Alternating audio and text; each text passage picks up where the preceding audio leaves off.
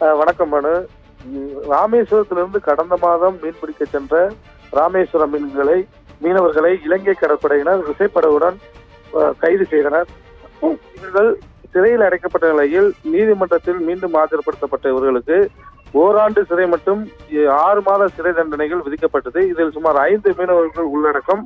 இந்த 5 மீனவர்களையும் விடுதலை செய்ய கோரி ராமேஸ்வரம் மீனவர்கள் காலவரையற்ற வேலைநிறுத்த போராட்டத்தில் ஈடுபட்டு வருகின்றார்கள். அதேபோல் கச்சத்தீவு திருவிழாவையும் புறக்கணித்து நேற்று கச்சத்தீவு செல்லவில்லை. கச்சத்தீவு திருவிழா இந்திய பயணிகள் இல்லாமல் முதல் முறையாக நேற்றும் இன்றும் நடைபெற்று வருகின்றது.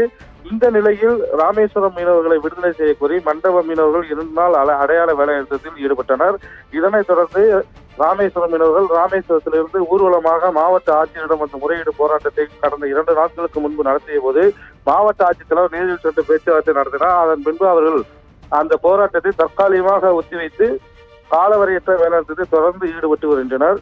அதன் ஒரு பகுதியாக இன்று தங்கச்சி மடத்தில் சுமார் 2000க்கும் மேற்பட்ட விசைப்படகு மீனவர்கள் காலம் வரை உண்ணாவிரத போராட்டத்தை தொடங்கியுள்ளார்கள். இந்த போராட்டத்துக்கு பல்வேறு தரப்பினர் ஆதரவு தெரிவித்து வரக்கூடிய சூழ்நிலையில் அடுத்த கட்ட நடவடிக்கைகள் குறித்து இன்று மாலை அறிவிக்க உள்ளார்கள். அதேபோல் இலங்கை சிறையில் உள்ள மீனவர்களை விடுவிக்க மத்திய மாநில அரசு எந்த நடவடிக்கையும் எடுக்கவில்லை என்ற ஒரு குற்றச்சாட்டையும் அவர்கள் முன்வைக்கிறார்கள். குறிப்பாக தமிழக அரசு கடிதம் எழுதுவதோடு மட்டுமே இருக்கின்றது, மத்திய அரசை தொடர்ந்து வலியுறுத்துவதில்லை என்ற ஒரு குற்றச்சாட்டையும் முன்வைத்து வருகிறார்கள். தற்போது பாராளுமன்ற தேர்தல் இன்னும் ஒரு சில மாதங்களில் வர இருக்கக்கூடிய சூழ்நிலையில் இந்த மீனவருடைய போராட்டம் அந்த பாராளுமன்ற தேர்தலில் எதிரொலிக்கும் என்று எதிர்பார்க்கப்படுகின்றது.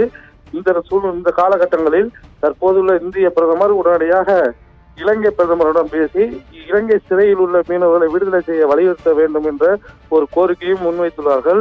அதேபோல் ஏற்கனவே போதைப் பொருள் கடத்திய வழக்கில் பொய்யாக 5 மீனவர்கள் இலங்கை சிறையில் இருந்தபோது அப்போதும் பிரதமராக இருந்த பிரதமர் மோடி அவர்களின் வலியுறுத்தலின்படியே அவர்கள் விடுதலை செய்யப்பட்டதாகவும், அதேபோல் தற்போது மீன்பிடிக்க சென்று ஒரு மீனவருடைய வாழ்வாதாரமே கடலுக்கு சென்று மீன்பிடிக்கும் தொழில்தான்.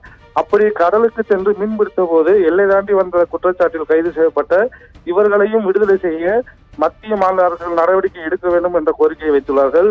தொடர்ச்சியாக தமிழக மீனவர்களை கைது செய்யும் இலங்கை கடற்படையை இந்திய அரசு கண்டிக்க வேண்டும் என்ற கோரிக்கையும் வைத்துள்ளார்கள். பானு.